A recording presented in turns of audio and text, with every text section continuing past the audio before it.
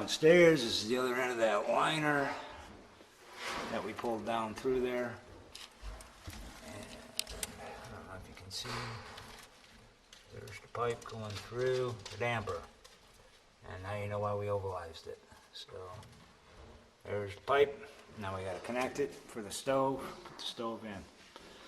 So what we have here is a Vermont Castings Merrimack insert. Very nice stove going in there. So there we go.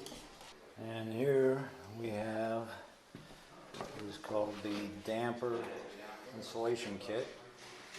It's a metal frame.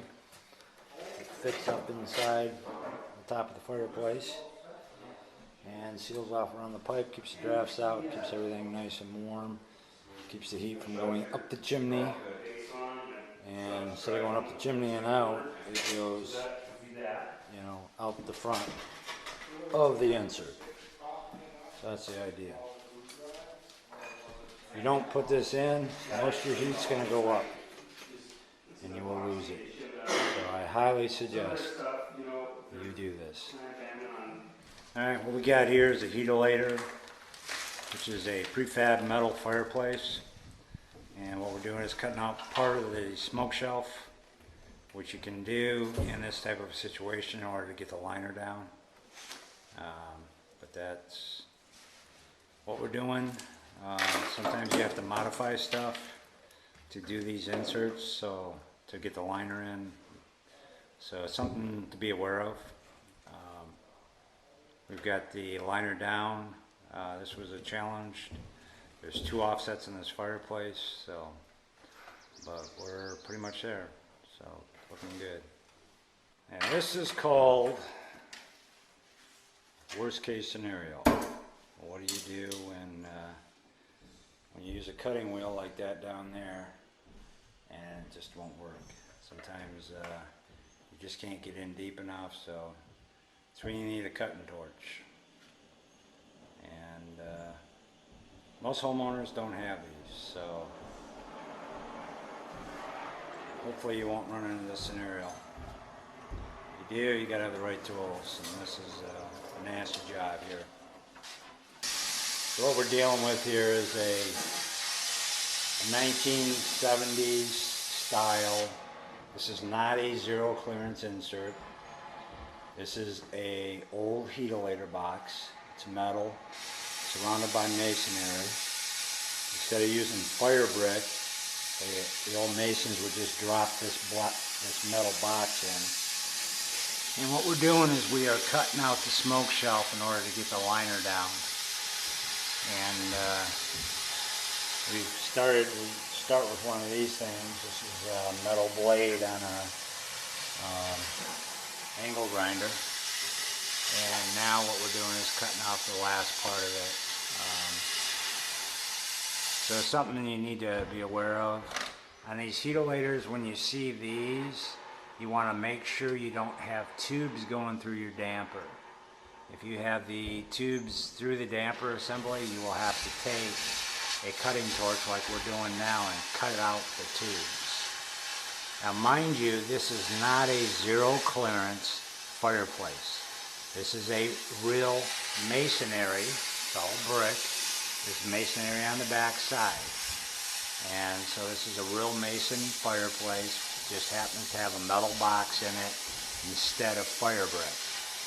Now if you have a newer home, like 80s, 90s, or later, you will probably have a zero clearance box. You absolutely positively cannot cut that box. You cut that box, you will burn your house down. So that is something you have to realize. In this type of a situation, there is nothing behind here but concrete, and there's nothing to burn. I mean, so do not ever, ever, ever modify a zero clearance fireplace. You will know a zero clearance fireplace because it'll have refractory brick in the inside, it will have a metal box on the outside, and it will be framed with wood. and there's insulation in between those two metal boxes. That's what makes it zero clearance. So please, whatever you do, understand that there are different types of fireplaces. So what we're doing here is we are cutting out an old heatilator type box. And you can tell a heatilator box by the way it's shaped. And you can see there's actually real masonry on the bottom, and that's what we just cut out. And I want to show him to see the thickness of the steel. That is the difference. That is what a heatilator box is made of. So, how to tell them a heatilator box? You can look. It's got ribs in it. It's usually got a masonry floor. And it looks like this on the inside, and we just cut that out so that we can get our liner in. Turn around and you can kind of see a little better. Another trick that we used here is this.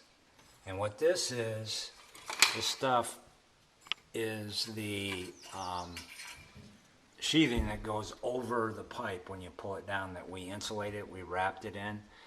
And what we did is we used this to pull the insert down, because we have two liner down, because we actually have two offsets. And if you look up in there, you can actually see our pipe.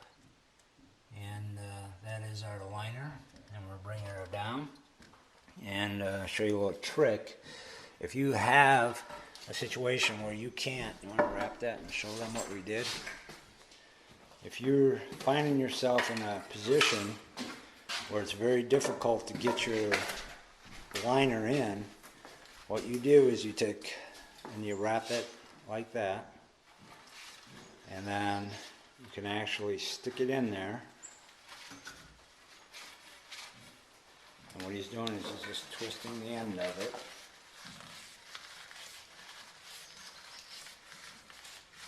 This stuff is very strong. And then what you do is you just use the leverage on the fireplace. You just twist it and pull, twist it and pull, twist it and pull. And that is a trick that we use to get the liner down, because we have two offsets. So sometimes this can be a real rough job.